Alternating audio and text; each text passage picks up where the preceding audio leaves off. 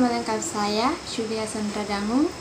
Saya mahasiswa aktif semester 2 di Universitas Nusa Cendana Kupang, Fakultas Keguruan dan Ilmu Pendidikan, Program Studi Pendidikan Fisika, jurusan MIPA.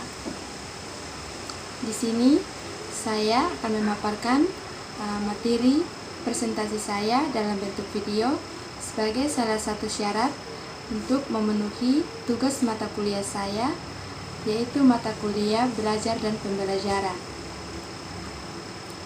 Dalam video ini saya akan menjelaskan materi mengenai model pembelajaran Discovery Learning beserta skenarionya dalam pembelajaran fisika. Sekian perkenalan dari saya. Selanjutnya mari kita saksikan video berikut ini. Terima kasih.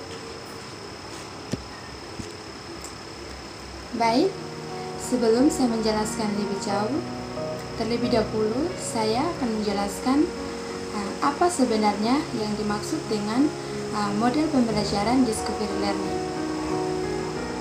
Model pembelajaran Discovery Learning didefinisikan sebagai proses pembelajaran yang akan berlangsung dengan baik atau akan terjadi apabila materi pembelajarannya tidak disampaikan atau tidak disajikan secara menyeluruh oleh guru, tetapi diharapkan peserta didik sendiri atau siswa sendiri yang mencari tahu atau mengorganisasi sendiri mengenai materi yang dijelaskan atau yang disampaikan oleh guru.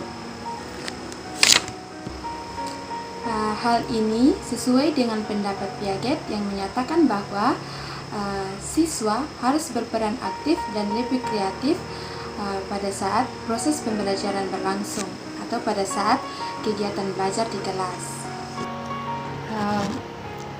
Model pembelajaran Discovery Learning ini juga bertujuan agar siswa belajar secara aktif dan lebih kreatif untuk menemukan sesuatu yang berhubungan dengan permasalahan yang dihadapi.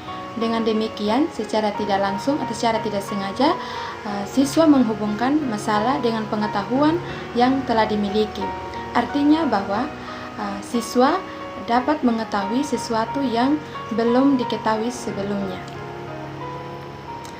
Baik, dalam model pembelajaran Discovery Learning ada beberapa langkah atau sintak, yaitu yang pertama pemberian rangsangan, yang kedua identifikasi masalah, yang ketiga pengumpulan data, yang keempat pengolahan data, yang kelima pembuktian, dan yang terakhir itu menarik kesimpulan. Adapun sintak dan kegiatan pembelajarannya, yang pertama pemberian rangsangan atau stimulasi. Nah, pada tahap ini guru memberikan rangsangan atau stimulasi kepada siswa untuk memusatkan perhatiannya mengenai materi yang akan dijelaskan dengan cara guru mengajak siswa untuk mengamati gambar yang ditampilkan guru pada slide PowerPoint-nya. Misalnya seperti ini. Kemudian peserta didik mengamati media yang ditayangkan oleh guru tersebut. Setelah guru menampilkan gambar, guru tersebut memberikan rangsangan atau stimulasi kepada siswa dengan menggunakan misalnya menggunakan teknik bertanya. Nah, dengan di sini guru mengajukan pertanyaan kepada siswa, contohnya berkaitan dengan gambar yang ditampilkan oleh guru tersebut.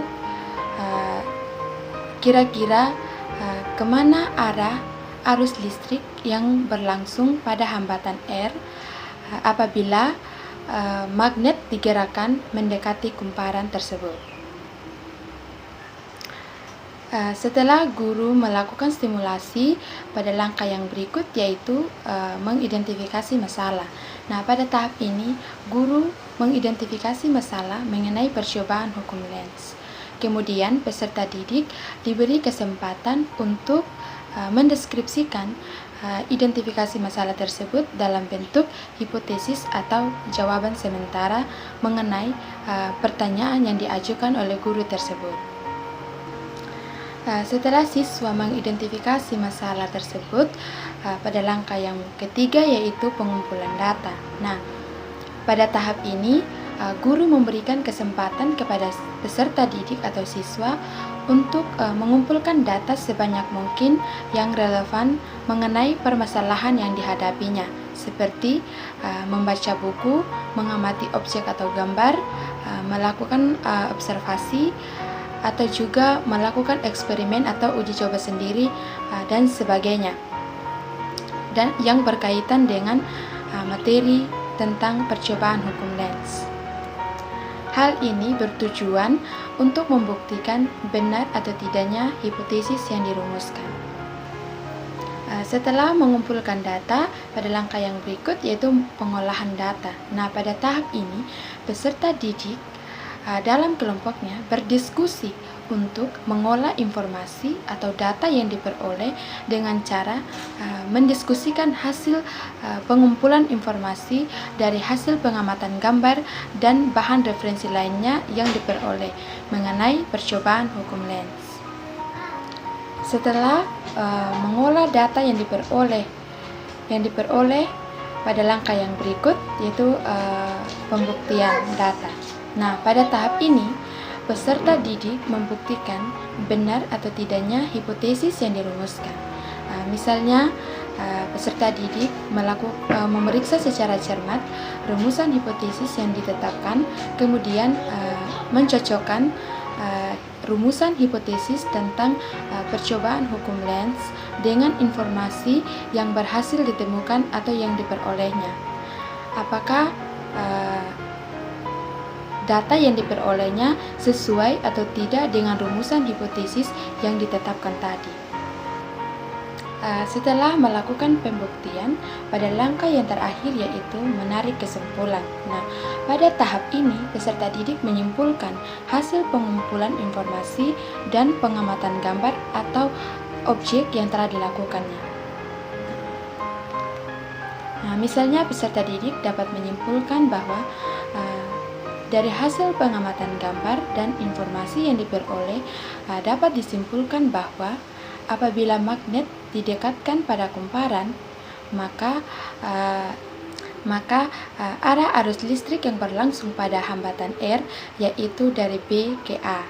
Hal ini dapat ditegaskan oleh sebab magnet digerakkan mendekati kumparan. Jadi dalam kumparan tersebut akan timbul GGL induksi atau gaya gerak listrik induksi, sehingga dapat mengakibatkan arus induksi pada kumparan timbul dan juga menimbulkan medan magnet yang menentang terhadap medan magnet konstan atau tetap.